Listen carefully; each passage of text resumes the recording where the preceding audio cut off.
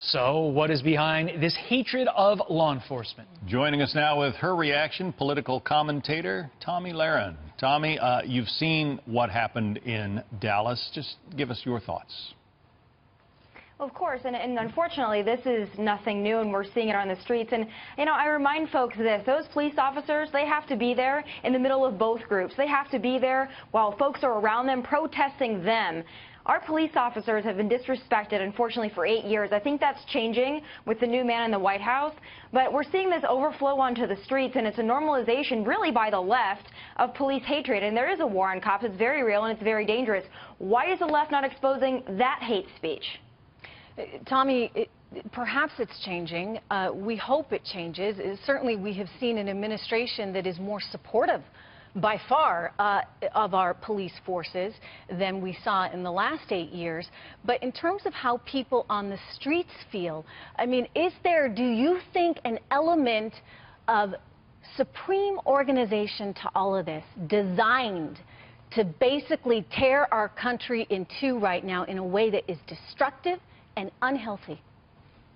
Well, absolutely, and we're seeing it not only by the mainstream media, but of course in Hollywood as well, and in entertainment. When you have icons like Beyonce and Colin Kaepernick speaking out regularly against police and demonstrating against police officers, that message has been set forth on social media, in the entertainment world, in pop culture, and then the mainstream media spreads it, and then all of a sudden police officers walking the streets doing their jobs, they feel that resentment, they feel that hate for simply doing their jobs.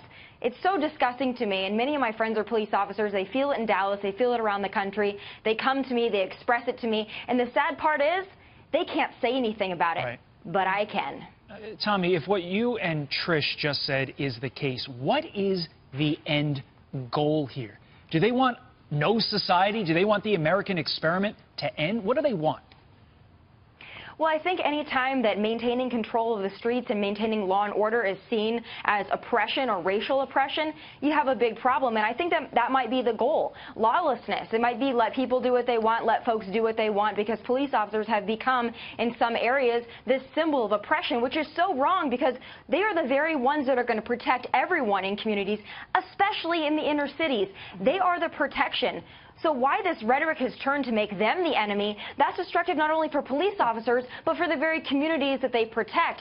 And I don't know what the end goal is, but I would really caution folks to think about it, because who's going to be there to protect them if all the police officers go away, if all the police officers stop being proactive?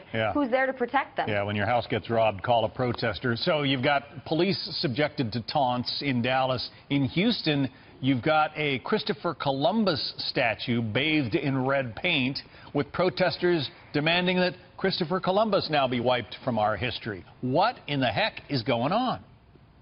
Well, where does it end?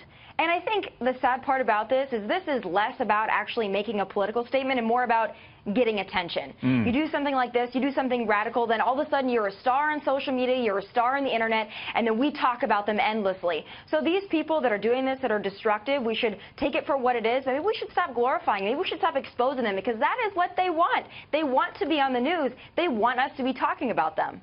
Good point. All right. Yeah, there's certainly a commonality to all of this. I mean, if you think about all of these events, there's a commonality and a desire, I think, on behalf of some lawmakers, those primarily on the left, to really try and divide our country right now. And, Tomi, that's not where we want to go. I mean, we've been there as a nation. Historically, you think back to the civil rights era, the 60s and 70s, and the strife we went through. And, we've already done that, and we have healed, and we've moved on, and this is not a racist country. And how dare they go around making all those accusations about anybody who is associated with the right. Tomi Lahren, it's so good to see you. Thank you Tomi. very much.